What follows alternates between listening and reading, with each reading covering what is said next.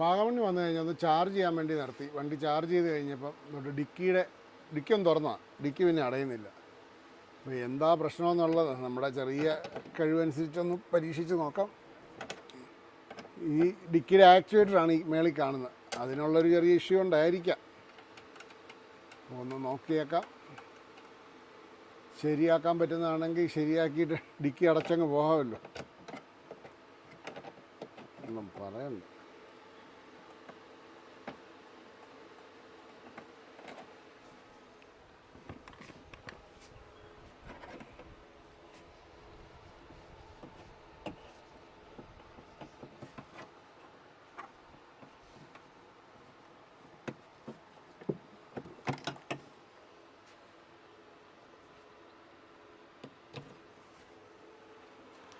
ഇത് സ്റ്റക്കായിരിക്കുന്നതുകൊണ്ടാണ്.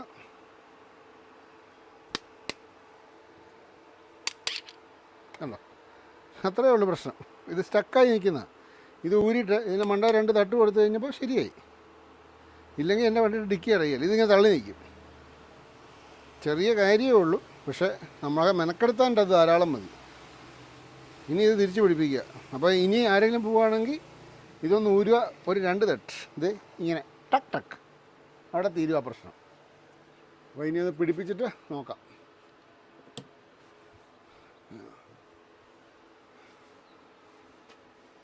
എൻ്റെ താക്കോലല്ല ഇത്. എന്ത് കണ്ടോ, ഇതിങ്ങനെ തിരിച്ച് വരണം. തിരിച്ച് വരാത്തതുകൊണ്ടാണ് അവിടെ ഡിക്കി അടയാഞ്ഞത്. അപ്പോൾ അത് ശരിയായി. ഓക്കെ. അപ്പോൾ ഇനിയിപ്പോൾ അത് തിരിച്ച് പിടിപ്പിക്കാം. അപ്പോൾ അങ്ങനെ നമ്മളിത് തിരിച്ച് പിടിപ്പിച്ചു.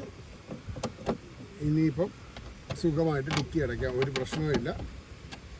ഈ സാധനമാണ് ആക്ച്വേറ്റർ എന്ന് പറഞ്ഞത്. ഡിക്കി അടയും നമ്മുടെ നെക്സോണിൻ്റെയൊക്കെ ഡിക്കി അടയുന്നില്ലെങ്കിൽ മെയിനായിട്ട് ഉള്ള പ്രശ്നക്കാരൻ ഇതാണ്. ഓട്ടോമാറ്റിക് ഡിക്കിയുടെ എല്ലാ സാധനത്തിനും വരുന്നതാണ് ഈ ആക്ച്വേറ്റർ. ഓക്കെ, ഇത്രയേ ഉള്ളൂ കാര്യം. ആ തട്ട് മറക്കാതിരിക്കുക. ഈ ക്ലിപ്പുകളെല്ലാം ഇങ്ങനെ കയറ്റിയിട്ട് സെറ്റാക്കുക. ഞാൻ പിന്നെ ഇത് വണ്ടിയിലൊക്കെ എൻ്റെ ക്ലിപ്പ് റിമൂവൽ ടൂളൊക്കെ എപ്പോഴും ഉണ്ട്. എപ്പോഴാണ് ആവശ്യം വരുന്നതെന്ന് പറയാൻ പറ്റത്തില്ല.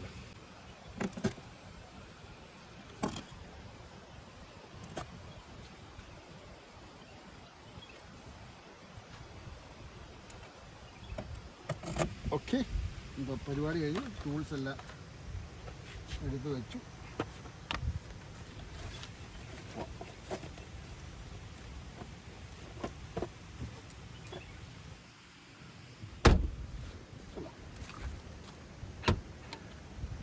ഈ വീഡിയോ നിങ്ങൾക്കും കൂടെ ഉപകാരപ്പെടുമെന്ന് ഓർത്ത് ഞാൻ അന്നേരം എടുത്തതാണ്. അപ്പോൾ അടുത്ത വീഡിയോ ആയിട്ട് കാണുന്നവരെ ബൈ.